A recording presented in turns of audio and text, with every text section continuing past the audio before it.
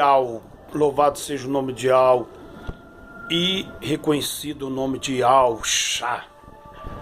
Olha, esse entendimento que eu vou passar agora não é uma doutrina, mas é uma reflexão, não é? Tem vários aspectos e é uma tese para imensos debates. Eu não vou aqui afirmar, mas eu vou conjecturar com quem ouvir, e é um assunto bem assim complicado. Então eu gostaria de expor alguns questionamentos, o que vai dizer aqui no caso, o que você vai entender no caso, né? Mas aqui eu não quero ser doutor, mas eu gostaria de estar passando para vocês uma tese que eu acho que é bem plausível. Então vamos lá.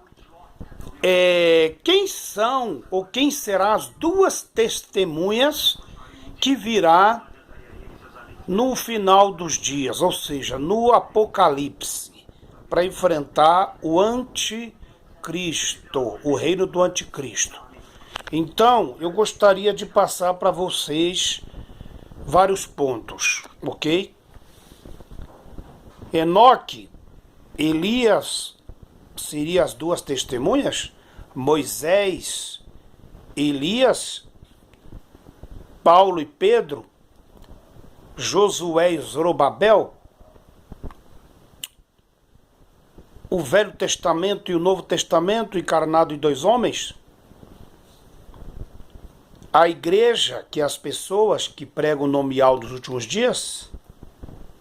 Quem será as duas testemunhas? Dois anjos? Não. Vamos questionar? Então vamos questionar. Então vamos estudar. 1 Coríntios capítulo 1, capítulo 15 e 13. Eu não acredito que eu acho que no meu ponto de vista não é Moisés e nem Elias. Por quê? Por quê? Então vamos aí na palavra. Se não há ressurreição dos mortos, nem Al-Shah ressuscitou. E se Al-Shah não ressuscitou, é inútil a nossa pregação, como também é inútil a fé que vocês têm. Neste caso, também os que dormiram em Al-Shah estão perdidos. Mas, se de fato Al-Shah ressuscitou dentre os mortos, sendo ele as primícias, ou seja, o pioneiro, dentre aqueles que dormiram, ninguém podia chegar ao céu primeiro que Al-Shah, porque ele é o intercessor, ok? Ele é o que se assentou lá no trono junto do Pai. 21. Visto que veio por meio de um homem a morte, a ressurreição dos mortos. Repetindo, veio por meio de um só homem também a ressurreição dos mortos. Veio por meio de um só homem e Al-Shah. Ninguém ressuscitará sem Al-Shah, e a morte de Al-Shah é a vida para o nosso espírito, para o nosso corpo, a religação com o Pai. 22. Pois como da mesma forma como Adão, todos morreram. Vamos analisando de novo. Pois como da mesma forma como Adão, todos morrem. Da mesma forma como Adão, todos morrem. O salário do pecado. Em Al-Shah todos serão vivificados, ou seja, terão a vida eterna. Mas cada um por sua vez. E Al-Shah o primeiro, depois, quando ele vier, e os que lhe pertencem, né? Para que lhes pertencem. Mas alguém pode perguntar: como ressuscitam os mortos? Com que espécie de corpos virão? Insensato! O que semeia não nasce, a não ser que morra. Então você vê que para você nascer espiritualmente, para você herdar a vida eterna, você vai ter que morrer o corpo físico, porque o salário deste corpo, do pecado que habita no corpo, é a morte. Então, morre o homem para ter a vida eterna com Yahshua. Há corpos celestes e há corpos celeste e há corpos também terrestres. Mas o esplendor dos corpos celestes é um, e dos corpos celestes é outro. Do esplendor dos corpos celestes é um e dos corpos terrenos é outro. Então vamos analisar. 44.